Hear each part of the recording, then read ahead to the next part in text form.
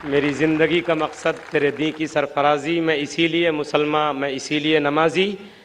ये थे डॉक्टर जाकिर नायक साहब, जो नमाज यानी सलाह के जिस्मानी, रूहानी और तिब्बी फ़वायद आपके सामने कुरान और हदीस और साइन की रोशनी में बयान फरमा रहे थे। हम बेहद ममनून हैं उनके। जाहिर बात है, उन्होंने बताया कि नमाज किस तरीके से हमारे अंदर डिसिप्लिन पैदा करती है, मसावात और भाईचारगी का और उखुवत का दर्स देती है, किस तरीके से अमीर और गरीब, फ़कीर और बादशाह, मुलाजिम और आका को एक साथ किस तरीके से कंधे से कंधा और पैर से पैर मिलाकर खड़ा करके बताती है कि सब एक हैं, इनमें कोई बड़ा और छोटा नहीं है।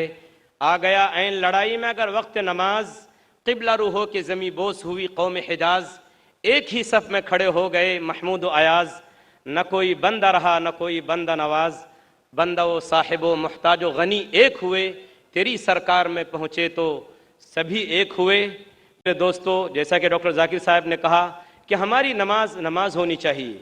अगर पैरों पर खड़े रहना ही इबादत है, अगर पैरों पर खड़े रहना ही सिर्फ इबादत है, तो जंगल के दरख्तों से ज़्यादा आप खड़े नहीं रह सकते। नमाज में खुशू होना चाहिए, खुजू होना चाहिए। जैसा कि उन्होंने बताया कि हम कानितीन बनकर बिल्कुल खुशू और खुजू के साथ, हाजिर दिमागी के साथ नमाज को समझकर पढ़ने की कोशिश करें। कुरान पाक का तर्जुमा हमको पहले पढ़ना चाहिए और नमाज के दौरान हम उसी में घूमते रहें कि इमाम साहब क्या तिलावत कर रहे हैं या जो मैं पढ़ रहा हूँ उसका मतलब क्या है। तो इंशाअल्लाह हमारी नमाज होगी। वरना ऐसा ना हो कि बकौल अल्लामा इकबाल कि कभी क़िबला रू जो खड़ा हुआ तो हरम से आने लगी सदा, तेरा दिल तो है सनम आशना, तुझे क्या मिलेगा नमाज में। और ऐसा ना हो कि जब जब जमीन के ऊपर सजदा करें तो वो हिस्सा जमीन का हमारे बारे में, हमारे खिलाफ ये गवाही दे, जैसा कि फारसी शायर ने शेर कहा है कि बजमी तो सजदा करदम जमीन दाबर आम, कि मोरा खराब कर दी तू बसजदा रियाई, कि जब जब मैंने ज़मीन के ऊपर सजदा किया तो ज़मीन के उस टुकड़े से आवाज़ आई कि तुमने मुझको रियाकारी के सजदे से ख़राब, नापाक कर दिया। इसलिए मेरे दोस्तों, हमें नमाज़ों का अहतमाम करना चाहिए। नमाज किसी भी हाल में माफ़ नहीं है सिवाय चंद मौक़ों के, जैसा कि डॉक्टर साहब ने तफसील से उसके ऊपर रोशनी डाली। अब डॉक्टर साहब की तकरीर का जो दूसरा दिलचस्प और इंतहाई मुअस्सिर सेशन है, जो सवाल व जवाब का सेशन है, वो अब हम शुरू करते हैं। सवाल व जवाब को शुरू करने से पहले चंद बातों का ध्यान रखना तमाम भाइयों और बहनों के लिए ज़रूरी है। सबसे पहली बात तो ये है कि सवाल करने वाला अपना नाम और प्रोफेशन यानी जो पेशा है वो ज़रूर बताए। सवाल मुख्तसर हो, कोई लंबी चौड़ी गुफ्तगू और बातचीत न हो। सवाल ख़ास तौर पर अगर मुसलमान भाइयों और बहनों को सवाल करने का मौका मिले तो उनका सवाल उन्वान के मुताबिक होना चाहिए। जैसा कि आज की तकरीर का उन्वान है डॉक्टर साहब की, सलाह, हिदायत और रहनुमाई का रास्ता।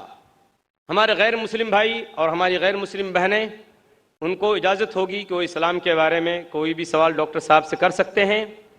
इसी के साथ साथ मैं गुजारिश करूँगा तमाम सवाल करने वाले भाइयों और बहनों से कि कोई फ़िक़ही सवाल न करें और इख्तलाफी सवाल न करें। अगर कोई ऐसा सवाल होगा जो इख्तलाफी हो तो उसको रद्द करने का बहैसियत कोऑर्डिनेटर के मुझे पूरा इख्तियार होगा कि मैं उस सवाल को रद्द कर दूं और उस सवाल को करने की इजाज़त नहीं दी जाएगी। अब हम बाकायदा सवाल व जवाब का ये सेशन शुरू करते हैं। हमारे इस प्रोग्राम में 4 माइक का इंतज़ाम किया गया है। एक माइक नंबर 1 हमारे बाएं जानिब है, स्टेज के हमारे बाएं हाथ की तरफ है और भाइयों की तरफ।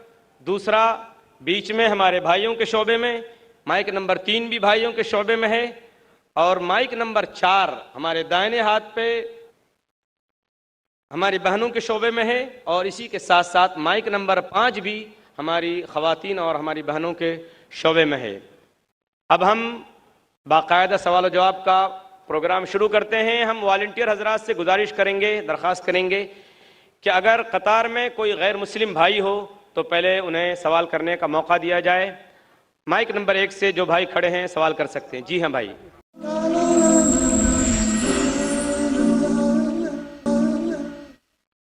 मेरा नाम महेश मेहता है और मैं रिटायर्ड पर्सन हूँ।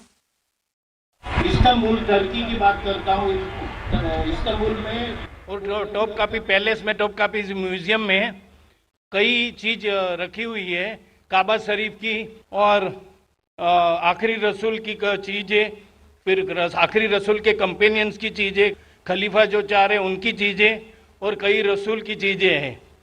तो मूसा अलैहिस्सलाम, इब्राहिम अलैहिस्सलाम, दाऊद अलैहिस्सलाम और याह्या अलैहिस्सलाम का वहाँ चीज़ रखी गई है। तो ये जो मूसा अलैहिस्सलाम की लाठी है, जो असा, और दाऊद अलैहिस्सलाम की जो स्वॉर्ड है, मतलब तलवार, तो क्या रियल है, उनके टाइम का यूज किया हुआ है? महेश भाई ने सवाल किया है कि वो तोप्टाकी म्यूजियम गए थे इस्तांबुल में, टर्की में, और अल्हम्दुलिल्लाह अल्लाह ने मुझे भी मौका फरमाया। इस साल ही चंद महीने पहले फरवरी मार्च में मैं भी गया था तोप्टाकी म्यूजियम में, टर्की में मुझे बुलाया गया था। महेश भाई साहब पूछ रहे कि वहाँ कई चीजें हैं अल्लाह के, मूसा अलैहिस्सलाम की, और मूसा अलैहिस्सलाम की लाठी है, क्या वो लाठी सही है? Is it original? मैंने भी वो लाठी को देखा। ये सवाल मेरे दिमाग में भी आया, ये सवाल जो आपका है मेरे दिमाग में भी आया, लेकिन जवाब मिला सही है या नहीं कोई फर्क पड़ता नहीं। लाठी सही है या गलत फर्क नहीं पड़ता है, फर्क ये पड़ता है कि अल्लाह ने जो हिदायत दी इस कुरान में वो सही है, वो महफूज है। वो लाठी से दीन जरा भी बदलेगा नहीं।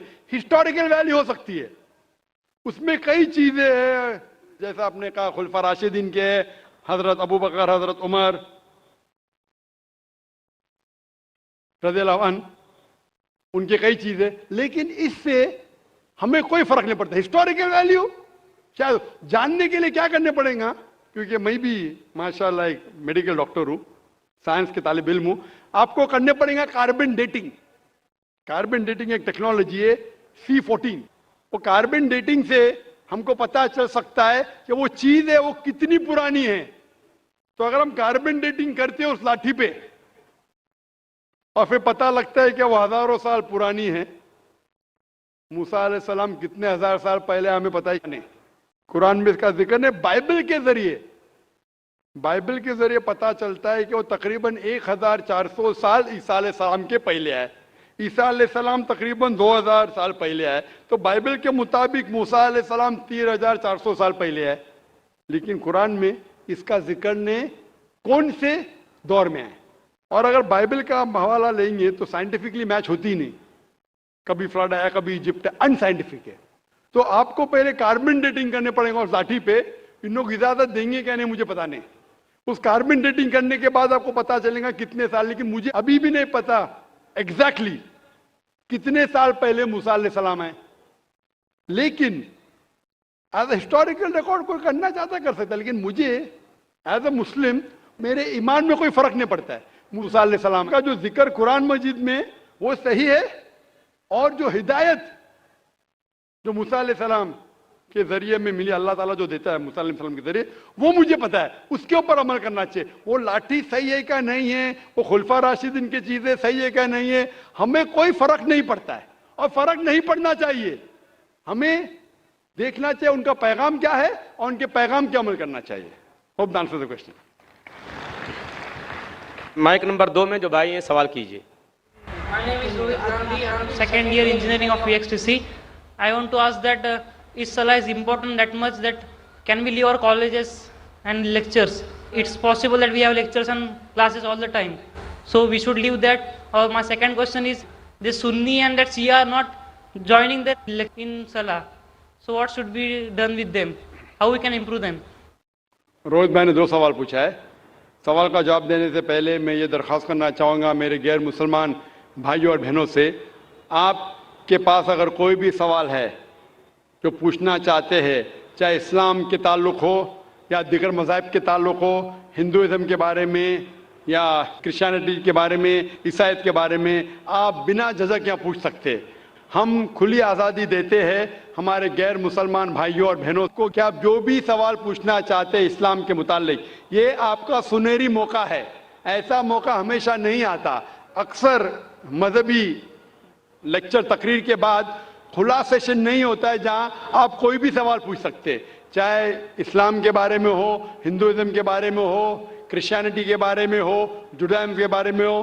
आप अगर मेरे बात से मुत्तफिक नहीं है फिर भी आप बोल सकते कि जाकिर मैं इस बात से मुत्तफिक नहीं हूं, और आप पूछ सकते। कोशिश करूंगा कि जो भी थोड़ा बहुत इल्म मुझे है मैं कोशिश करूंगा आपकी गलतफहमी दूर करूं। मैंने सवाल पूछा कि हमारे कॉलेज में लेक्चर्स होते हैं और क्या हम सलाह पढ़ने के लिए लेक्चर को तर्क कर सकते हैं, लेक्चर को छोड़ सकते हैं? और रोहित भाई ने कहा कि वो सेकेंड ईयर इंजीनियरिंग में है। मैं आपसे कहना चाहता हूं कि 20 साल पहले मैं भी कॉलेज में था, 20 साल पहले मैं भी कॉलेज में था, मैं भी इस दौर से गुजरा। अल्हम्दुलिल्लाह सुम्मा अल्हम्दुलिल्लाह, कॉलेज में अल्हम्दुलिल्लाह नमाज में पढ़ता था। कॉलेज में जब आप जाते हैं ब्रेक होती है, और कॉलेज का टाइमिंग क्या होता है, इधर 7 से 1 तक होता है, या हो सकता है 8 से लेकर 4 तक के, जो भी टाइम है लंच ब्रेक तो मिलता है। जब आपको लंच ब्रेक मिलता है उस ब्रेक में आप लंच के साथ नमाज भी पढ़ सकते, सलाह भी पढ़ सकते। हो सकता है कि कॉलेज के ऐसे टाइमिंग हो कि आप अगर मस्जिद नजदीक है तो मस्जिद में जाइए, मस्जिद नजदीक नहीं है तो उस कॉलेज में अगर कुछ मुसलमान भाई है उनसे भी कहिए और जमात बना सकते। लेकिन सलाह छोड़ने की इजाजत आपको नहीं है, ये पढ़ना फर्ज है।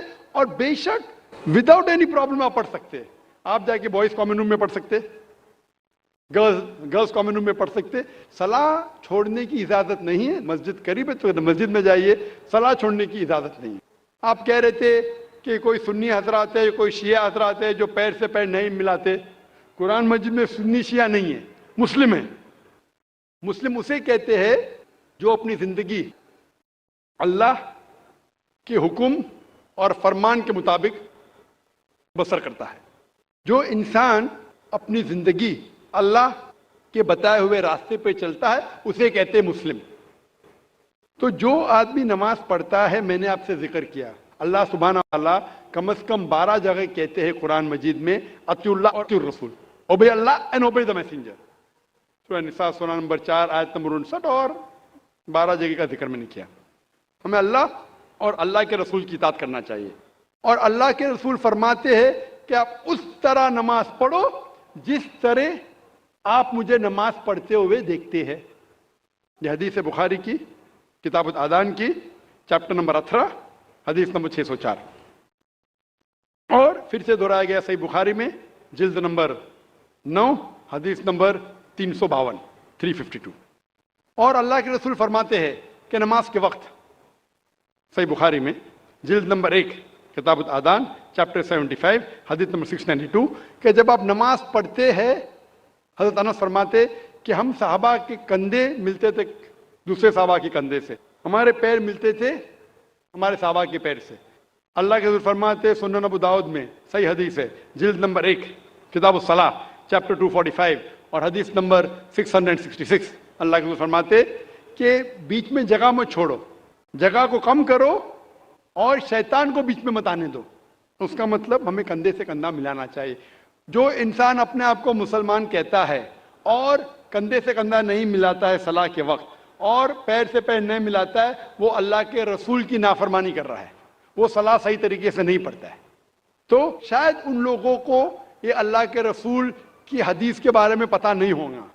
तो हमारी कोशिश है कि उन मुसलमान को बताए कि अल्लाह के रसूल की हदीस है कि कंधे से कंधा मिलाओ, पैर से पैर मिलाओ नमाज पढ़ते वक्त, ये फर्ज है। Hope the answer the question. जी माइक नंबर 2 पे। सर मेरा नाम प्रणव नायक है और मैं मर्चेंट नेवी में काम करता हूँ। मेरा सवाल ये है कि अकॉर्डिंग टू कुरान ये कहा जाता है कि जब कयामत का दिन आएगा तो उस वक्त अल्लाह जब सबको फिर से उठाएंगे तो कहा जाएगा कि अपनी कब्रों से उठो। तो हम हिंदुओं का क्या होगा, क्योंकि हमारी तो कोई कब्र नहीं होती। भाई साहब का सवाल है कि वो कहते हैं कि क़यामत के दिन जब अल्लाह ताला वापस से हमें दूसरी जिंदगी देंगे तो कहेंगे अपने कब्रों से उठो। हिंदू भाई साहब पूछे कि हिंदू लोग तो कब्र में दफनाए नहीं जाते, हिंदू बच्चे दफनाए जाते ना। हिंदू बच्चे, हिंदू मजहब में छोटा बच्चा है उसको जलाया नहीं जाता, उसको दफनाया जाता है। फिर भी कई मुसलमान हैं जो डूब के मरते हैं, जो जल के मरते हैं, उनको भी दफनाया नहीं जाता है। जिनकी हमें मिलती नहीं। ये जब अल्लाह ताला कहेंगे कि फिर से हम जिंदगी देंगे, जरूर नहीं कि आप कब्र में से ले आ जाएंगे। जो भी इंसान मर चुका है उसके नई जिंदगी दी जाएंगे। कुरान मजीद में अल्लाह ताला फरमाता है कि अल्लाह उसमें जान डालेंगे, फिर मौत देंगे, फिर से जान डालेंगे। तो अल्लाह जान डालेंगे, चाहे वो कब्र में है, चाहे जलाया गया है, चाहे डूब गया है, जो भी हालत में है अल्लाह उस इंसान में फिर से जान डालेंगे। और अल्लाह ताला को जान डालना बहुत आसान है, चाहे आप दफनाए गए हैं या चाहे जला दिए गए। अल्लाह ताला फरमाते जब गैर मुस्लिम के एतराज करते अल्लाह से और अल्लाह से पूछते हैं कि जब आप दफनाए जाएंगे और क़यामत के रोज जब इंसान उठाए जाएंगे तो अल्लाह ताला उनको हड्डियां को कैसे जोड़ेगा। जैसे आप पूछ रहे ना, अल्लाह ताला जो कब्र में उनको उठाएंगे, हम कब्र तो नहीं गए, तो लोग पूछते हैं, कुरान मजीद में इसका जिक्र है सूरह क़याम में, सूरा नंबर 75 आयत नंबर 3-4 में, कि अल्लाह ताला हड्डियां को कैसे जोड़ेगा। तो अल्लाह ताला फरमाते हैं अल्लाह हड्डियां को ही नहीं जोड़ सकता है, आपके उंगलियों के पोर पोर को जोड़ सकता है। उंगलियों के पोर पोर। आप सोचते हो अल्लाह ताला क्यों कहता है क्या उंगलियों के पोर पोर को जोड़ सकता है। आज की साइंस ये कहती है, सर फ्रांसिस गोल्डन एक साइंटिस्ट है जो सन 1880 में एक डिस्कवरी किए कि फिंगरप्रिंटिंग मेथड के दो इंसान करोड़ों लोगों में भी उनके फिंगरप्रिंट यकसा नहीं हो सकते। तो अल्लाह ताला फरमाते हड्डियों को तो छोड़ो, मैं आपके उंगलियों के पोर पोर को इकट्ठा कर सकता हूं और हू बहू वैसे पैदा कर सकता हूं। तो अल्लाह के लिए फिर से जान डालना बहुत आसान है, चाहे वो इंसान दफनाया गया है या जलाया दिया गया है या डूब के मरा है। अल्लाह को फिर से जान डालने में, चाहे वो मुसलमान मरा या हिंदू मरा या ईसाई मरा, अल्लाह को जान डालने में बहुत आसान है, कुन फयकुन। और फिर से हमें नई जिंदगी दी जाएंगी और फिर हिसाब किताब किया जाएगा। और हिसाब किताब में अगर आप अल्लाह के अहकामात पे अमल किए तो इंशाअल्लाह आप जन्नत में जाएंगे, इस दुनिया के इम्तिहान में सफलता पाएंगे। लेकिन अगर उनके अहकामात पे आपने नहीं चले, उनके मुताबिक नई जिंदगी बसर करे, तो आप इस जिंदगी में सफलता नहीं पाएंगे। Hope the answer the question. Number 3 से मैं कोई गैर मुस्लिम भाई हूँ। बैक्सन जॉर्ज और मैं स्टूडेंट है। सर एक्चुअली ये रिलीजन होना ही नहीं चाहिए मेरे ख्याल से। तो या तो बहुत सारा वॉर होता है, आपने बोला ब्रदरहुड होता है, तो एक्चुअली ये रिलीजन नहीं रहेगा तो ये ब्रदरहुड डेफिनेटली रहेगा, ह्यूमैनिटी रहेगा, नहीं तो वॉर भी नहीं रहेगा। तो रिलीजन होना ही नहीं चाहिए कॉन्सेप्ट। रिलीजन क्यों होता है, क्या आप हेल्प करेंगे उसके लिए? भाई साहब का सवाल है कि रिलीजन होना ही नहीं चाहिए, ये मजहब होना ही नहीं चाहिए। ये मजहब की वजह से वॉर होता है, झगड़ा होता है। आप कहते भाईचारा बढ़ता है, वॉर होता है, सिर्फ ह्यूमैनिटी होना चाहिए। भाई साहब नाम के बैक्सन जॉर्ज। कौन से माइक्रोफोन पे हाथ ऊपर करेंगे? जॉर्ज बोलिए सर। पीछे वाली माइक्रोफोन। जॉर्ज भाई साहब से पूछूंगा, ये कहते कि मजहब होने की वजह से लड़ाई हो रही। भाई साहब क्या मैं आपसे लड़ रहा हूं? भाई साहब नहीं क्या मैं आपसे झगड़ रहा हूं? हाँ क्या नहीं? नहीं सर। आप समझते मैं मजहबी हूं? हाँ सर। हूं ना? तो मैं क्या आपसे लड़ रहा हूं? जो सही मजहब को जानता है, सच्चा मुसलमान है, वो आम तौर पे झगड़ा नहीं करेगा। क्योंकि कुरान मजीद की आयत है सूरह माइदा की सूरा नंबर 5 आयत नंबर 32 में लिखा है कि अगर कोई भी मुसलमान, चाहे मुस्लिम हो या गैर मुस्लिम हो, अगर किसी का कत्ल करता है, चाहे मुस्लिम या गैर मुस्लिम का, बिना कोई वजह के, कत्ल के बदले कत्ल, या अगर उसने इस जमीन पे if he has caused corruption in the land, इन दो वजह के अलावा अगर कोई इंसान दूसरे इंसान का कत्ल करता है, गोया के ऐसे है कि सारे इंसानियत का कत्ल कर रहा है। मैं आपको एक मिसाल दूंगा। जब मैंने लेक्चर दिया था टेररिज्म मुस्लिम मोनोपोली, तो अक्सर जैसा हमारा सेशन होता है कि गैर मुस्लिम को पहले चांस दिया जाता है, तो जब मैं कह रहा था इस्लाम के बारे में, इस्लाम की क्या राय है दहशतगर्दी के बारे में, जिहाद के बारे में, तकरीर के दौरान मैं मिसाल दे रहा था कि मुसलमान टेररिस्ट नहीं होते अक्सर, और इस्लाम मजहब टेररिज्म के खिलाफ है, दहशत के खिलाफ है। सवाल जवाब के मौके पे एक हिंदू ने मुझसे सवाल पूछा कि जाकिर भाई, जो गुजरात में हुआ, जो मुसलमानों के साथ जो गलत हुआ, जो मुसलमान औरत के साथ बलात्कार हुआ, अगर मैं होता तो मैं भी हिंदुओं को यहाँ चुन चुन के मारता था। तो जो मुसलमान हिंदू को अगर ट्रेन ब्लास्ट में कोई हिंदू मरा और मुसलमान ने किया तो मेरे नजदीक सही है। ये हिंदू मुझसे कह रहा है कि मेरा जज्बा भी, अगर कोई मेरी बहन का बलात्कार करे तो मेरा जज्बा भी जागेगा और मैं बंबई में हिंदू का कत्ल करूंगा। कौन कह रहा है? हिंदू मुझसे कह रहा है। तो मैं उसको जवाब देता हूं, भाई साहब आप बिल्कुल सही कहते हैं।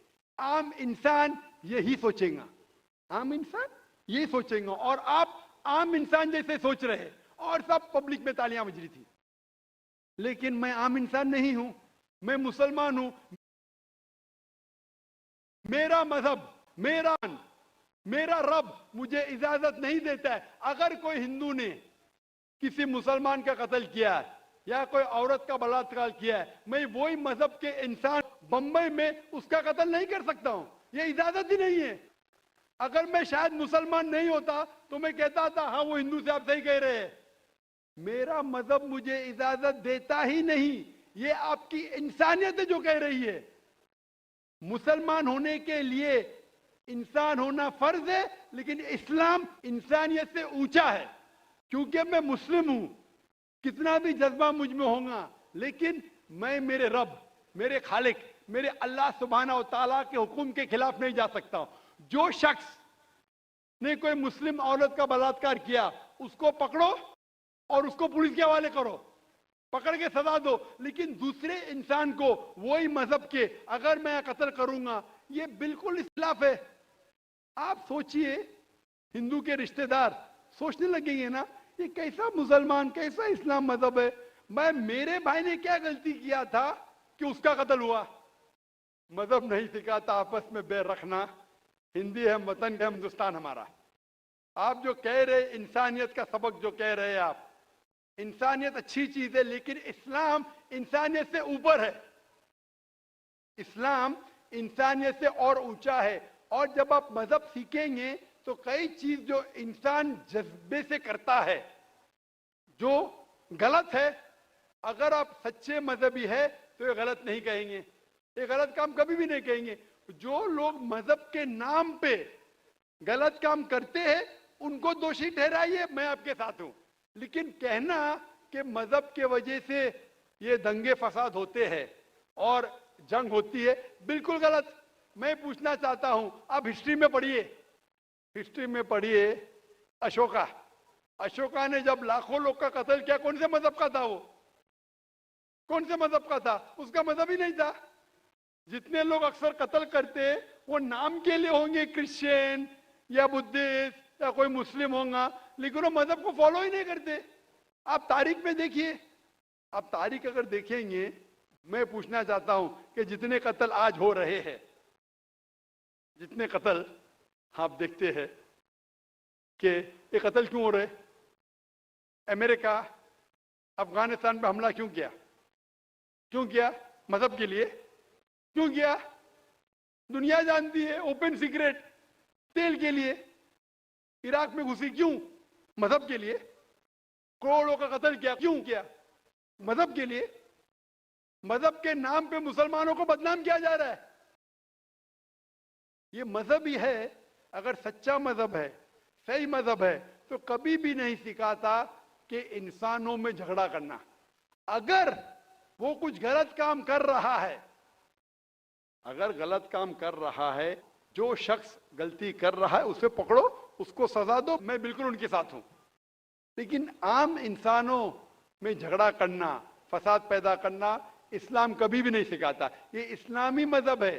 इसीलिए इस कॉन्फ्रेंस का उन्वान है Islam the solution to humanity, इस्लाम इंसानियत का हल। तो जो भी मुश्किलात इंसानियत में हैं आज की तारीख में, इसका हल सिर्फ इस्लाम में ही मिलेगा। आप मुझे बताओ, कुरान की कौन सी आयत कहती है कि बिना वजह किसी इंसान का कत्ल करना चाहिए? आप कुरान का हवाला दो, मैं आपकी बात को मान लूंगा। आप सिर्फ मीडिया के जरिए जो मीडिया गलतफहमी फैला रही है इस्लाम के खिलाफ, उसकी बुनियाद पे कहने लगेंगे कि मजहब के वजह से ये दंगे फसाद होते हैं या मजहब के वजह से लोग कत्ल करें एक दूसरे का। ये बिल्कुल बेबुनियाद है। मैं पूछूंगा, कुल हाथु बुरहानुकुम इन कुंतुम सादिकीन, आप अपना सबूत पेश करो अगर आप सच्चे हो। Hope the answer the question. मजहब नहीं सिखाता आपस में बैर रखना, हिंदी है हम वतन है हिंदुस्तान हमारा, बिल्कुल सही है। मजहब ये नहीं सिखाता कि आपस में दुश्मनी और नफरत हो। माइक नंबर 4 में खातून के शोबे में कोई नॉन मुस्लिम खातून हो सवाल कर सकती हैं। डॉक्टर नायक, मेरा नाम पूजा शर्मा है and I am a clinical data coordinator. I would like to thank कि आज मुझे ये अपॉर्चुनिटी मिली कि मैं आपको थैंक यू बोल सकूं। मैं आपको पिछले 1-1.5 सालों से फॉलो कर रही हूँ और मेरे अंदर जो मुस्लिम और इस्लाम के लिए कुछ गलत फहमियाँ थी शायद वो क्लियर हो गई हैं। एंड जैसे आपने कहा, आपने कुरान की कई आयतों के बारे में कहा। मैं सोचती हूँ कि गीता हो, कुरान हो, बाइबल हो, कोई भी हो, सब में एक ही बात कॉमन लिखी है कि आप अपने फर्ज करते जाओ, झूठ मत बोलो, किसी की अनजान हत्या मत करो। और जो जैसे कि एक बंदे ने बोला कि रिलीजन की वजह से इतने दंगे फसाद हो रहे हैं, मुझे नहीं लगता कि इस वजह से, even I agree with you doctor Zakir Naik, because मैं जहाँ तक जानती हूँ, मैंने थोड़ा बहुत पढ़ा है, इस्लाम में नहीं लिखा जो हम बोलते हैं ना कि टेररिस्ट आधा से ज्यादा मुस्लिम होते हैं, नहीं, ऐसा नहीं है। इस्लाम में लिखा है कि जब आप किसी की बेवजह हत्या करते हो कि तो आप शायद मुस्लिम नहीं हो। ये इस्लाम में नहीं लिखा है कि आप किसी की हत्या करो बीइंग अ मुस्लिम, आप किसी की हत्या करो या बीइंग अ हिंदू किसी की आप हत्या करो। तो I would like to thank you doctor Zakir Naik की बहुत सारी कंफ्यूजन्स थी जो काफ़ी दूर हो गई हैं। Thank you. जज़ाकल्लाह। बहन ने कहा कि वो तकरीबन 1.5 साल से मैं तकरीर सुन रही है और उन्हें यकीन हो गया है कि अल्हम्दुलिल्लाह इस्लाम एक सही मज़हब है और नफ़रत नहीं सिखाता, किसी का बिना वजह कत्ल नहीं करना सिखाता है। और इंशाअल्लाह मैं दुआ करूँगा अल्लाह सुब्हानहू तआला से बहन कि आप इंशाअल्लाह कुरान मजीद का तर्जुमा पढ़िए, ये इंशाअल्लाह आपको आपके रब के और करीब ले आएगा इंशाअल्लाह। और मैं दुआ करता हूँ कि अल्लाह ताला आपको हिदायत दे। और इस कुरान मजीद का तर्जुमा मैं दरख्वास्त करूँगा मेरी एहलिया से, अगर वो लेडीज़ के सेक्शन में हैं तो इस बहन को कुरान मजीद का तर्जुमा दे, अंग्रेज़ी में या हिंदी में जो भी ज़बान वो चाहती है। और मैं दुआ करूँगा इंशाअल्लाह कि आप कुरान मजीद का तर्जुमा पढ़िए, इंशाअल्लाह और हिदायत पाएंगे। जज़ाकल्लाह। Thank you.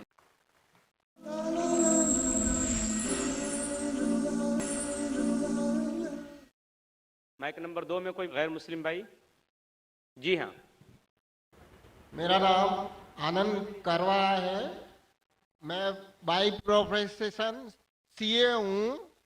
मैं डॉक्टर जाकिर साहब को दुबई से जानता हूँ। वहाँ पे मेरा एक मुस्लिम फ्रेंड था, उसने आपके बारे में मुझे बताया था। मैं आपका शुक्रिया अदा करना चाहता हूँ कि आपने इस्लाम के बारे में बहुत सारी भ्रांतियों को दूर किया है।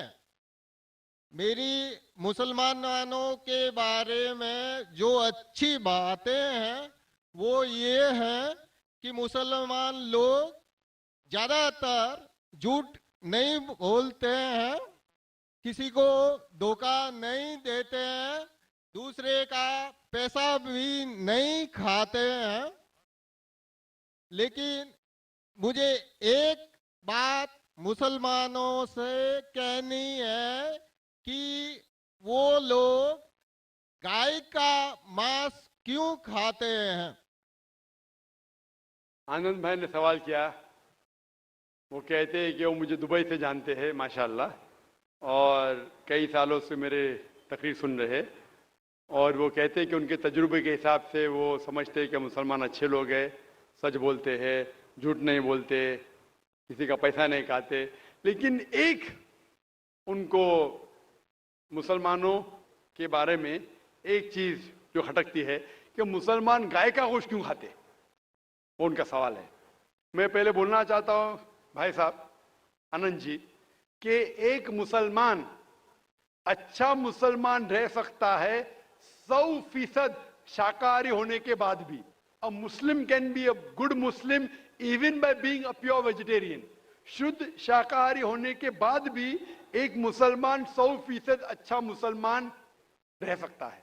लेकिन क्योंकि अल्लाह सुब्हाना व ताला हमारा रब, हमारा खालिक, कुरान मजीद में अल्लाह ताला फरमाते हैं सूरह माइदा में सूरा नंबर 5 आयत नंबर 1 में अल्लाह ताला फरमाते कि आप उन 4 पायों जानवरों का गोश्त खा सकते हैं जिनकी हमने इजाजत दी है।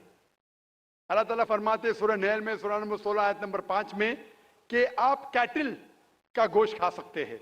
कुरान में जिक्र आता है सूरह मोमिनून में सूरा नंबर 23 आयत नंबर 21 में कि आप कैटल में से आपको मिलता है दूध, उनमें से मिलती है आपको गर्मी और आप इनका गोश्त खा सकते हैं। तो जब अल्लाह सुब्हाना व तआला हमारा खालिक, हमारा मालिक कहता है कि आप गोश्त खा सकते, तो क्यों हमें नहीं खाना चाहिए? मैं आपको कोशिश करूंगा बताने के लिए कि आज की साइंस ये कहती है कि हमारे जिस्म में हमको प्रोटीन की जरूरत है, कम से कम 23 एमिनो एसिड की जरूरत है। यही 23 में से 8 एमिनो एसिड हमारे जिस्म में नहीं बनते। उसके लिए फर्ज है कि ये हमारे खाने में हमें ये एमिनो एसिड मिलना चाहिए। कोई भी शाकाहारी, कोई भी भाजी पाला नहीं है जिसमें आटों के आटों एमिनो एसिड मौजूद है। फ्लैश में, गोश्त में आटो अमीनो एसिड मौजूद है। इसे साइंस कहती है कंप्लीट प्रोटीन, कंप्लीट फूड। आज साइंस ये कहती है कि फ्लैश फूड में, गोश्त में प्रोटीन है, नियासिन है, विटामिन B1 है, इससे सेहत अच्छी बनती है। और आज आप देखेंगे जो जानवर जो शाकाहारी होते हैं, जो सिर्फ भाजी पाला खाते हैं, भेड़, बकरी, गाय, आप देखेंगे इन जानवरों के दांत इनके चपटे हैं, उनके पास हर्बीवोरस सेट ऑफ टीथ है। ये सिर्फ भाजी पाला खाते, गोश्त खा ही नहीं सकते। जब आप देखेंगे मांसाहारी जानवर के दांत, शेर बब्बर, चीता, उनके नोकीली दांत होते हैं। ये सिर्फ गोश्त खाते हैं, भाजी पाला खा ही नहीं सकते। जब आप अपने दांत आईने में देखेंगे तो भगवान ने, ईश्वर ने, हमारे खालिक ने हमें दोनों दांत दिया है, चपटे दांत भी दिया है और नोकीले दांत भी दिया है। अगर हमारा ईश्वर चाहता था कि हम सिर्फ भाजी पाला खाए तो ये नोकीले दांत क्यों दिया? गोश्त खाने के लिए। आज की साइंस कहती है कि जो डाइजेस्टिव सिस्टम है हर्बीवोरस एनिमल का, गाय, भेड़, बकरी के, वो सिर्फ भाजी पाला डाइजेस्ट कर सकते, गोश्त को डाइजेस्ट कर ही नहीं सकते।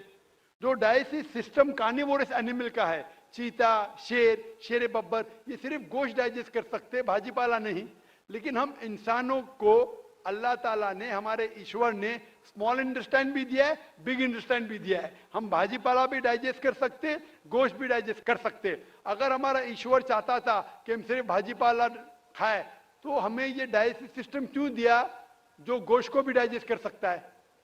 तो साइंटिफिकली हमारा जिस्म हमारे ईश्वर ने ऐसा बनाया है कि हम भाजी पाला भी खा सकते हैं, गोश्त भी खा सकते हैं। और बहुत लोग को गलत फहमी है कि हिंदू मजहब में गोश्त खाने की ममानियत है। भाई आप हिंदू है ना? आपके नाम से लगता है आप हिंदू है। हिंदू है ना सर? जी हिंदू ही है। आप हिंदू है ना? हाँ बिल्कुल सही, आपके नाम से लग रहा है आनंद आपका नाम है, आप हिंदू है। आपको गलतफहमी होंगी कि हिंदू मजहब में गोश्त खाना हराम है। आप जब हिंदू मजहबी किताब पढ़ते हैं, आपके मजहबी किताब में लिखा है कि गोश्त भी खा सकते हैं, मांस भी खा सकते हैं और बीफ भी खा सकते हैं, गाय का गोश्त भी खा सकते हैं। आप जब पढ़ेंगे मनुस्मृति चैप्टर नंबर 5 अध्याय नंबर 5 श्लोका नंबर 30 में लिखा है कि अगर खाने वाले जानवर, अगर खाने वाले मखलूक उस चीज को खाती है जो खाने वाले जानवर है, तो आप कोई गुनाह नहीं कर रहे, क्योंकि ईश्वर ने कुछ मखलूक को बनाया है खाने के लिए और कुछ मखलूक को खा जाने के लिए। Some to eat and some to be eaten. तो अगर आप खाने वाले जानवर खाते हैं तो गुनाह नहीं कर रहे। लिखा है मनुस्मृति में अध्याय नंबर 5 श्लोका नंबर 31 में कि अगर आप पूजा के लिए जानवर को कत्ल करते हैं तो कोई गुनाह नहीं करते। लिखा है मनुस्मृति में अध्याय नंबर 5 श्लोकान नंबर 39 और 40 में कि ईश्वर ने कुछ जानवर को बनाया है पूजा के लिए, सैक्रिफाइस के लिए। तो killing in sacrifice is not killing, तो कत्ल करना पूजा में कत्ल नहीं है। तो मनुस्मृति के मुताबिक आप गोश्त खा सकते हैं। फिर आप जब मुताला करेंगे महाभारत का, महाभारत में अनुशासन पर्व में अध्याय नंबर 88 में युधिष्ठिर, पांडव के 5 भाई थे, आपने युधिष्ठिर का नाम तो सुना होगा। युधिष्ठिर जो पांडव के 5 भाई थे, युधिष्ठिर पांडव में सबसे बड़ा भाई था। वो पूछता है भीष्म से कि हम यज्ञ में, पूजा में क्या खाना दे ताकि हमारे परदादा खुश होंगे। तो भीष्म कहता है अगर हम यज्ञ में, पूजा में चावल, बार्ली, सेब, भाजीपाला देंगे तो हमारे परदादा 1 महीने के लिए संतुष्ट रहेंगे। अगर हम मछली देंगे तो 2 महीने के लिए, अगर गोश्त देंगे 3 महीने के लिए, अगर खरगोश देंगे तो 4 महीने के लिए, अगर बकरी देंगे तो 5 महीने के लिए, अगर सुअर देंगे तो 6 महीने के लिए, अगर परिंदा देंगे तो 7 महीने के लिए, अगर हिरन देंगे तो 8 महीने के लिए, अगर बैल देंगे तो 11 महीने के लिए, अगर गाय देंगे तो पूरे 1 साल के लिए हमारे परदादा संतुष्ट रहेंगे। 1 साल। क्या दूध की बात अगर कर रहे हैं सर? आप बफेलो देंगे, बफेलो तो 12 साल के लिए, अगर राइनोसरस देंगे या रेड मीट, लाल गोश्त, तो हमारे परदादा हमेशा के लिए संतुष्ट रहेंगे। पूरा मेन्यू है महाभारत में, हिंदू किताब में पूरा मेन्यू है। क्या चाहते हैं? भाजीपाला, मछली, गोश्त, खरगोश, हिरन, बीफ, बड़े का छोटे का सब है। आप अगर वेद पढ़ेंगे, वेद में भी लिखा है कि संत और साधु गोश्त खाते थे, गाय का गोश्त भी खाते थे। फिर आप क्यों कहते हैं कि गोश्त खाना हराम है? क्योंकि बहुत से हिंदू लोग बाकी मजाहिब से प्रसन्न हुए। मजहब से प्रसन्न होने के बाद कुछ मजहब मानते अहिंसा में, और वो समझते हैं कि जानवर को कत्ल करना गुनाह है। क्यों? क्योंकि जानवर में जान है, बाजीपाला में जान नहीं है, पेड़ पौधों में जान नहीं, इसलिए बाजीपाला खाना गलत नहीं है, लेकिन जानवर खाना गलत है। आज साइंस तरक्की कर चुका है और हम जानते हैं कि पेड़ पौधों में भी जान है, तो उनकी लॉजिक जरा बदल गई। हाँ हाँ जाकिर भाई, हम जानते हैं पेड़ पौधों में जान है, लेकिन पेड़ पौधे, उनको दर्द का एहसास नहीं है, उन्हें दर्द नहीं होता। पेड़ पौधों को दर्द नहीं होता है और जानवर को दर्द होता है, इसीलिए जानवर खाना बड़ा गुनाह है, पेड़ पौधे खाना कम गुनाह है। आज साइंस फिर से तरक्की कर चुका है। तरक्की करने के बाद साइंस ये कहती है कि पेड़ पौधों को भी दर्द होता है, लेकिन उनकी दर्द की आवाज आपको सुनाई नहीं देती। हम इंसान सिर्फ 20 साइकिल्स और 20,000 साइकिल्स के दरमियान फ्रीक्वेंसी में सुन सकते, इसके नीचे, इसके ऊपर नहीं सुन सकते। वो चीखते हैं लेकिन हमें उनकी आवाज सुनाई नहीं देती। तो एक शख्स ने मुझसे सबसे ज्यादा बहस किया और कहा कि जाकिर भाई, मैं मानता हूं कि पेड़ पौधों में जान है, पेड़ पौधे को दर्द होता है, लेकिन पेड़ पौधों में सिर्फ 2 या 3 सेंसेस है, जानवरों में 5 सेंसेस है, इसलिए जानवर का कत्ल करना बड़ा गुनाह है। तो मैंने उससे पूछा कि अगर आपका भाई पैदा होता है 2 सेंसेस कम के साथ, वो सुन नहीं सकता है और बात भी नहीं कर सकता है, गूंगा है और बहरा है, जब वो बड़ा होता है और अगर कोई इंसान उसका कत्ल करता है, तो क्या आप जाके कहेंगे जज से, मिलॉर्ड कातिल को कम सजा दो क्योंकि मेरा भाई गूंगा था, वो सुन नहीं सकता था, बात नहीं कर सकता था? आप तो कहेंगे कातिल को डबल पनिशमेंट दो, मेरा भाई तो मासूम था, ना सुन सकता था ना बात कर सकता था। इस्लाम में 2 सेंसेस लेस और 2 सेंसेस मोर नहीं। इस्लाम में अल्लाह ताला फरमाते सूरह बकरा में सूरह नंबर 2 आयत नंबर 168 में, 168 में, eat of the good things which Allah has provided you, जो अच्छी चीज आपको आपके अल्लाह ने दी है उसको आप खा सकते हैं। तो आप अगर मुताला करेंगे मजहबी किताबों का और साइंस का, गोश्त खाना कोई गलत नहीं है। और मुझे खुसूसन कोई गिला शिकवा नहीं अगर गैर मुस्लिम, अगर हिंदू गोश्त नहीं खाते, मुझे कोई गिला शिकवा नहीं, क्योंकि अगर सब हिंदुस्तानी गोश्त खाने लगेंगे तो हिंदुस्तान में गोश्त का भाव बढ़ जाएगा। आज महंगाई का जमाना है, पेट्रोल का भाव बढ़ रहा है, सब हिंदुस्तानी गोश्त खाने लगेंगे तो गोश्त का भाव भी बढ़ जाएगा। तो मुझे कोई गिला शिकवा नहीं आप अगर गोश्त नहीं खाते, लेकिन अगर आप ये कहेंगे कि गोश्त खाना गलत है तो आपको आपकी मजहबी किताबों के बारे में नहीं पता है और साइंस का भी नहीं पता है। अगर आप कहेंगे किसी की जान नहीं लेना चाहिए तो आप 2 मिनट भी जी नहीं सकते। हम जो सांस ले रहे हैं ये जर्म्स है, जर्म्स में भी जान है, आप सांस लेने से उनका कत्ल कर रहे तो आप जी नहीं सकेंगे। इस्लाम में ये है कि जो चीज की इजाजत है वो आप खा सकते, जो हराम है उसको नहीं खाना चाहिए। Hope the answer the question. Mic number 3 में अगर कोई नहीं हो तो हम माइक नंबर 4 में हमारा इंतज़ार कर रही हैं खातून, हम उनको मौका देंगे। मैं बैजनाथ गुप्ता जी बोल रहा हूँ और मेरा कहना है कि अल्लाह अगर जर्रे जर्रे में है तो देखा जा सकता है क्या? भाई साहब ने कहा कि अगर अल्लाह हर जगह हर जर्रे जर्रे में मौजूद है तो क्या देखा जा सकता है? ये हिंदू फिलॉसफी है कि अल्लाह हर जर्रे जर्रे में मौजूद है। कुरान के मुताबिक अल्लाह की ताकत, अल्लाह का इल्म सब जगह मौजूद है। अल्लाह लेकिन अर्श पे बैठे हैं, तो ये कहना अल्लाह सब जगह मौजूद है ये इस्लाम की तालीम में नहीं है, ये हिंदू की तालीम में है।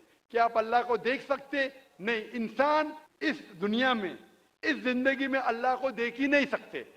और उसकी मिसाल पेश है कुरान मजीद में, जब मूसा अलैहिस्सलाम अल्लाह सुब्हानहू व तआला से फरमाते क्या मैं आपको देख सकता हूं, तो अल्लाह ताला कहते हैं उनसे कि उस पहाड़ को देखो, मैं मेरी झलक उस पहाड़ को दिखाऊंगा और अब देखो क्या होता है।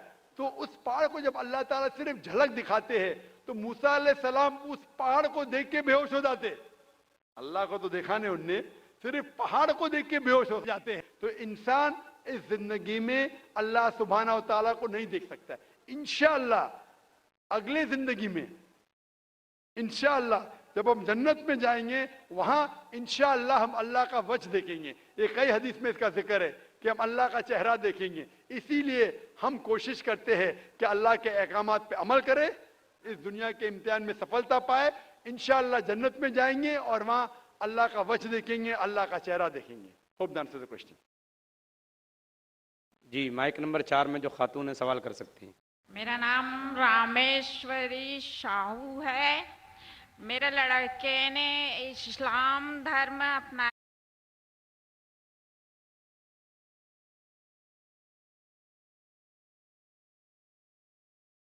है। हम हिंदू धर्म को मानते हैं, तो बच्चे लोग कौन सा धर्म शादी कर लिए? आपके बेटे ने इस्लाम धर्म अपना लिया है। अपना लिया है, तो आपका सवाल क्या है अभी? तो बच्चे लोग कौन सा धर्म मानेंगे? आपने कहा कि आपके बेटे ने इस्लाम धर्म कबूल कर चुका है, तो कौन से बच्चे? उसके बच्चे या आपके बच्चे?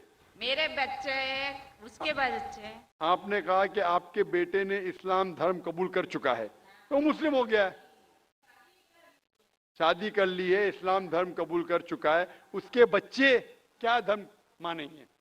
सबसे पहले मैं ये आपसे कहना चाहता हूं कि अल्लाह के रसूल फरमाते हैं कि हर बच्चा जब पैदा होता है वो दीनुल फित्र में पैदा होता है। हर बच्चा, चाहे वो हिंदू के घर में पैदा हो या ईसाई के घर में या यहूदी के घर में, जब बच्चा पैदा होता है वो दीनुल फित्र में पैदा होता है, मतलब वो मुस्लिम जैसा पैदा होता है। मुस्लिम के मानी, जैसे मैंने कहा है, मुस्लिम के मानी अपनी जिंदगी अल्लाह के अहकाम के मुताबिक बसर करना। तो जब बच्चा पैदा होता है उसकी सारी ख्वाहिश अल्लाह के मुताबिक है। तो हर बच्चा जब पैदा होता है, चाहे मुसलमान के घर में पैदा हो, चाहे हिंदू के घर में पैदा हो, चाहे ईसाई के घर में पैदा हो, चाहे यहूद के घर में पैदा, वो पैदा होता है मुस्लिम जैसा, वो मुस्लिम होता है। उसके बाद अल्लाह के रसूल फरमाते कि अपने वालिदैन के जरिए, अपने टीचर के जरिए, अपने दोस्तों के जरिए हो सकता है वो शिर्क करने लगे, वो आग की इबादत करने लगे, उस वक्त वो गैर मुस्लिम होता है। इसीलिए अगर कोई गैर मुस्लिम मुस्लिम बनता है, convert is a wrong word, convert कहना गलत लफ्ज है।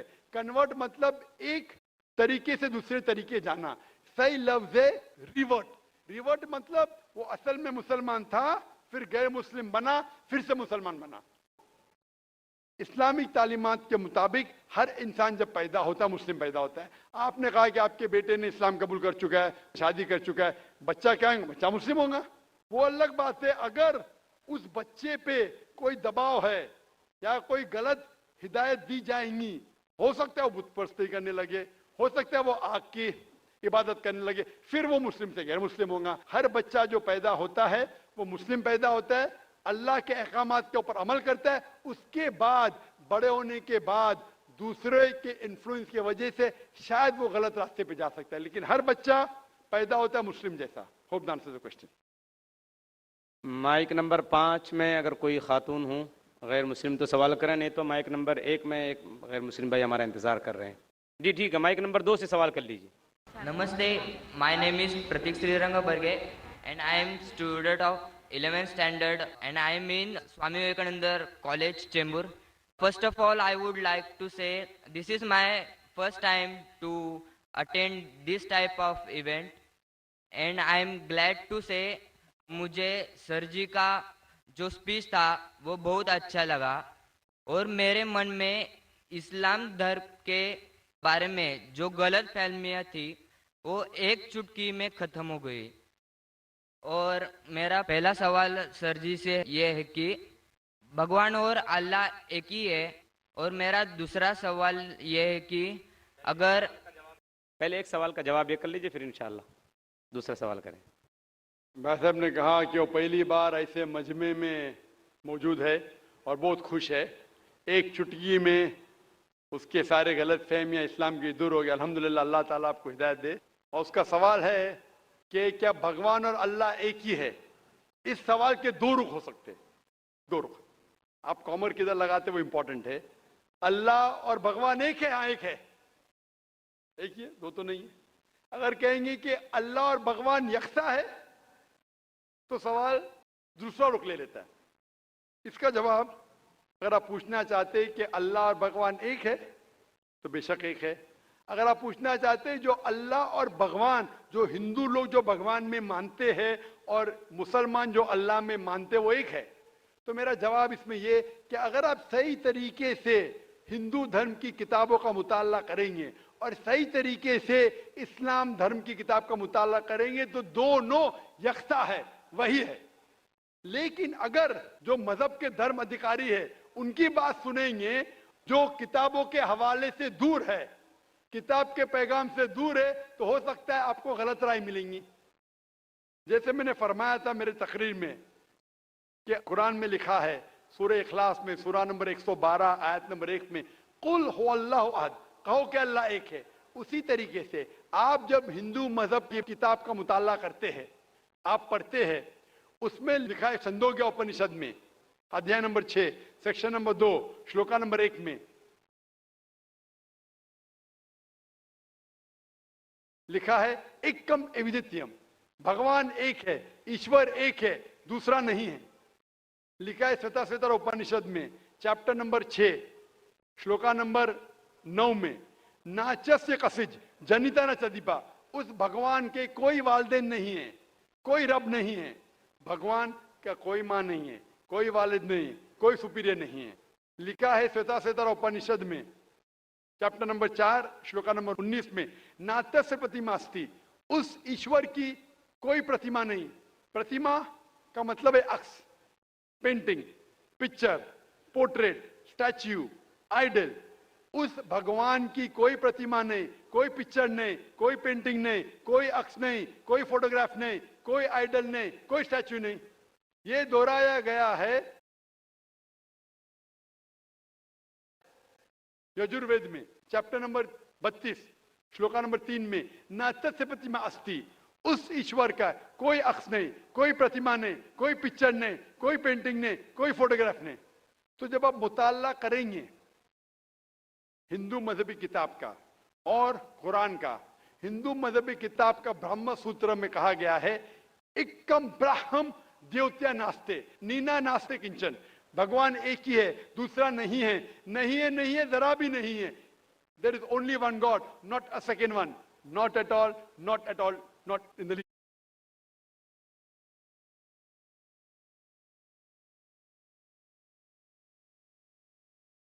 स्पिरिट। तो खालिक, मालिक, ईश्वर, भगवान, अल्लाह का कोई अक्स नहीं, कोई पेंटिंग नहीं, कोई मूर्ति नहीं, कोई फोटोग्राफ नहीं। हमें सिर्फ उस अकेले ईश्वर अल्लाह की इबादत करना चाहिए। Hope that answers the question. मैं इंतहाई अदब के साथ अपने मुसलमान भाइयों और बहनों से गुजारिश करता हूं कि देखिए, आप और हम सब मेज़बान की हैसियत रखते हैं, और जितने हमारे गैर मुस्लिम भाई आए हैं, जितनी गैर मुस्लिम बहनें आई हैं, वो हमारे लिए मेहमान की हैसियत रखते हैं। इसलिए हमारी जिम्मेदारी है अखलाकी, ईमानी, इस्लामी और इंसानी कि हम उनको मौका दें, हम अपने मेहमान की इज़्ज़त करें और उनको सवाल करने का मौका दें, पहले हमारे गैर मुस्लिम भाइयों को और हमारी गैर मुस्लिम बहनों को। मुझे उम्मीद है कि आप हमारी इस गुजारिश को कबूल करेंगे और इस पर अमल करने की कोशिश करेंगे। माइक नंबर 1 में कोई भाई खड़े हैं, आप सवाल कीजिए।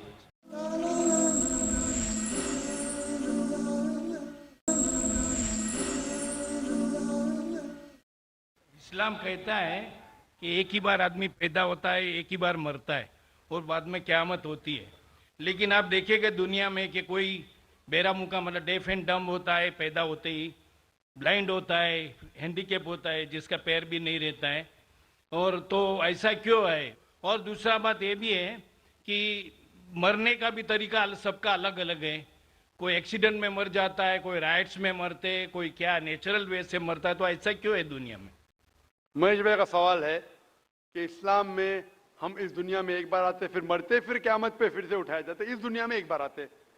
तो ऐसा क्यों कि कोई लोग जो पैदा होते हैं, कोई अपाहिज पैदा होते, किसकी टांग ने, किसके हाथ ने, ऐसा क्यों?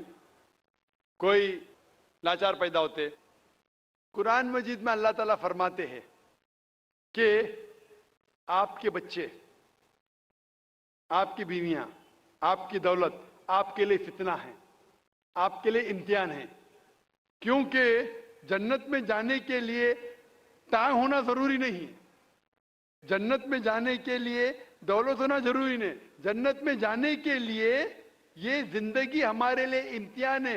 अल्लाह के अहकामात के मुताबिक जिंदगी को बसर करना चाहिए। कुरान मजीद में अल्लाह ताला फरमाते हैं सूरह मुल्क में, सूरा नंबर 67 आयत नंबर 2 में, अल्लज़ी खलक़ल मौत वल हयाता, अल्लाह सुब्हानहू व तआला ने मौत और जिंदगी पैदा की है ताकि आपको जांच सके आप में से अच्छे अमाल वाले कौन हैं। तो ये जिंदगी हमारे लिए एक इम्तिहान है। आपका अच्छा सवाल था कि क्यों कुछ इंसान पैदा होते अपाहिज, कोई बीमार, कोई अच्छे सेहतमंद, क्यों? इसकी वजह है कि जब आप एग्जामिनेशन में बैठते हैं, हर साल एग्जामिनेशन पेपर बदलता है कि नहीं? अगर आप कहेंगे कि हर वक्त पेपर सेम रहना चाहिए तो टेस्ट किधर, एग्जामिनेशन किधर? तो अल्लाह ताला कहता है कि जिस तरीके से आपको जो नियामत दी उस तरीके से एग्जामिनेशन अल्लाह ताला उस पेपर को परखेगा। मिसाल के तौर पे अगर एग्जामिनेशन पेपर आसान है तो टीचर उसको स्ट्रिक्ट तरीके से जांचता है। अगर पेपर मुश्किल है तो एग्जाम में उसको आसानी से जांचता है। तो उसी तरीके से अल्लाह ताला फरमाते कुरान मजीद में, आपके बच्चे, आपकी फैमिली, आपकी दौलत आपके लिए फितना है, एक टेस्ट है। अल्लाह ताला टेस्ट कर रहा है उस बच्चे के वालिदैन का।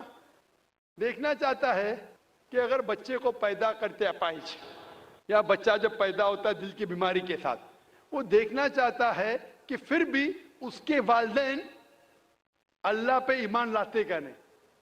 और जितना डिफिकल्ट टेस्ट उतना बड़ा रिवॉर्ड। आप अगर एक आम बीए ग्रेजुएशन पास करते हैं तो आपका नाम महेश है, वो मिस्टर महेश ही रहेगा, बदलेगा नहीं। लेकिन मेडिकल एग्जामिनेशन पास करते एमबीबीएस पास करने के बाद आपके नाम के आगे लग जाएगा डॉक्टर, क्योंकि मेडिकल एग्जामिनेशन पास करना मुश्किल है। मुश्किल एग्जामिनेशन पास करते रिवॉर्ड भी ज्यादा है। तो अल्लाह ताला अलग लोग को डिफरेंट डिफरेंट एग्जामिनेशन में डालता है। किसी को दौलत देता है, किसी को गरीब बनाता है। जब दौलत देता है वो देखना चाहता है कि दौलत के बाद ये इंसान ज़कात दे रहा है कि नहीं, खैरात कर रहा है कि नहीं। वो गरीब इंसान को ज़कात में 100% मार्क्स मिल चुके, गरीब इंसान को ज़कात ही नहीं देने का। हम बोलते अरे बेचारा गरीब है, उसको 100% मार्क्स मिल गए। ज़कात में गरीब को 100 में से 100 मिलता है। वो अमीर है जो शायद थोड़ी ज़कात देगा तो उसको 100 में से शायद 10 मार्क्स मिले, बराबर ज़कात देगा तो ज़्यादा मार्क्स मिलेंगे।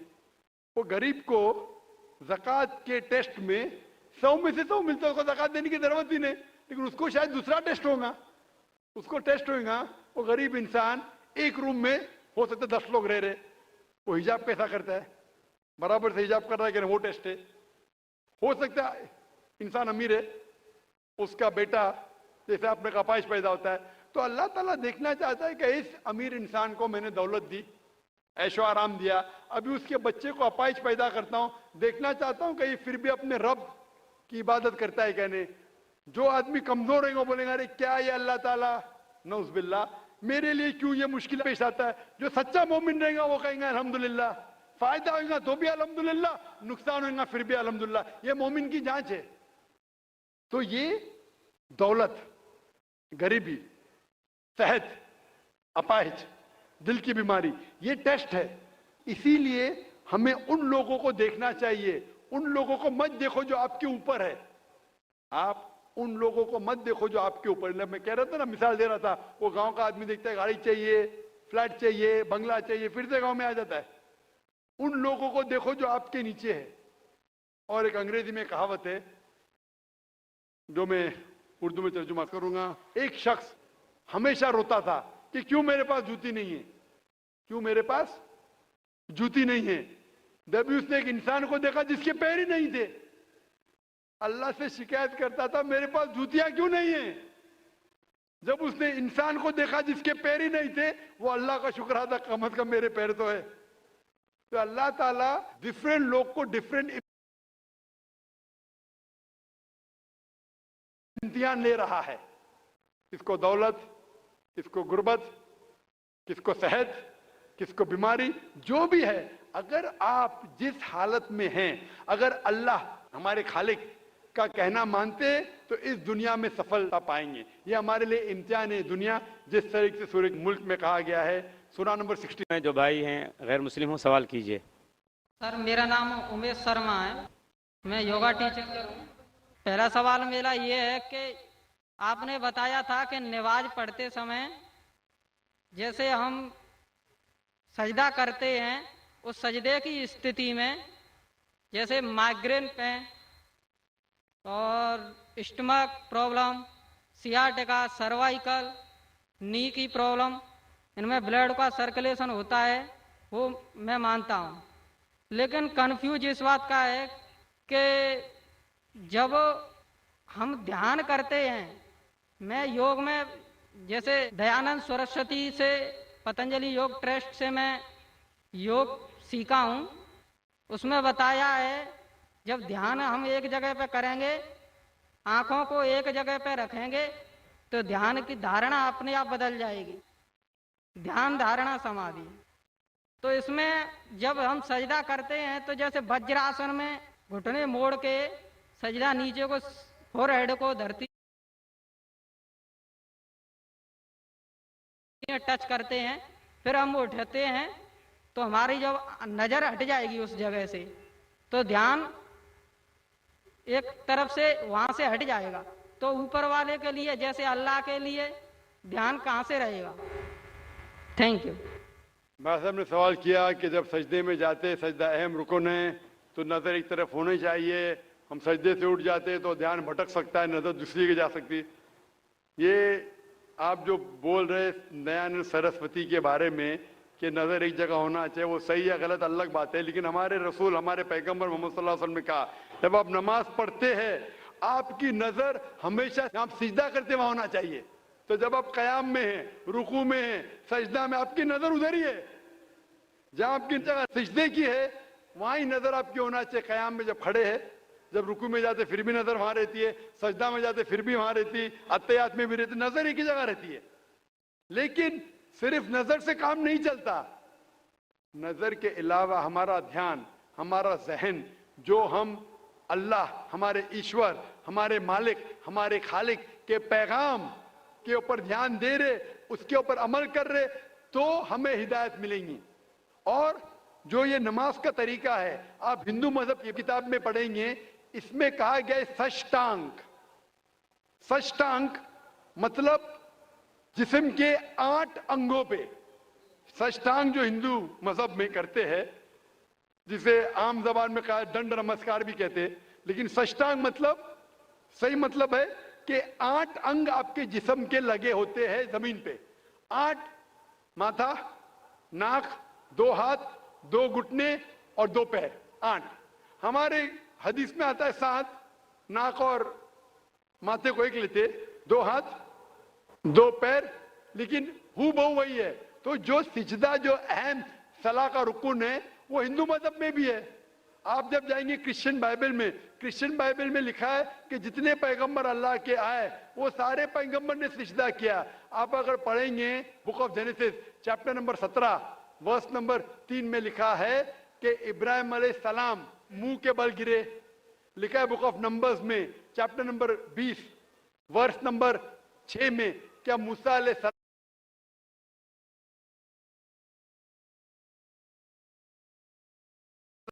और हारून ने सलाम मुंह के बल गिरे। लिखा है बुक ऑफ जोशुआ में चैप्टर नंबर 5 वर्स नंबर 14 में कि जोशुआ ने अपने मुंह के बल गिरे और इबादत की। और लिखा है कि ईसा अलैहिस्सलाम in the gospel of Matthew chapter number 26 verse number 39 में, वर्स नंबर 39 में क्या जीसस का took a little bit step forward in the garden of Gethsemane, fell on his face and prayed to God. ईसा अलैहिस्सलाम ने garden of Gethsemane में अपने मुंह के बल गिरे और अल्लाह की इबादत की। जितने पैगंबर आए मोहम्मद सल्लल्लाहु अलैहि वसल्लम के पहले, जब उनने अल्लाह की इबादत की उनने सजदा किया। तो सजदा सबसे अहम है, सारे पैगंबरों ने किया। Hope this answers the question. वाखिर दावाना अल्हम्दुलिल्लाहि रब्बिल आलमीन। जज़ाकल्लाह डॉक्टर जाकिर नायक साहब। इसी तरीके से मैं आप तमाम सामाईन और ख़वातीन व हज़रात के शुक्रिया के साथ आज के इस जलसे के ख़िताम का ऐलान करता हूँ। अस्सलामु अलैकुम व रहमतुल्लाहि व बरकातुहू।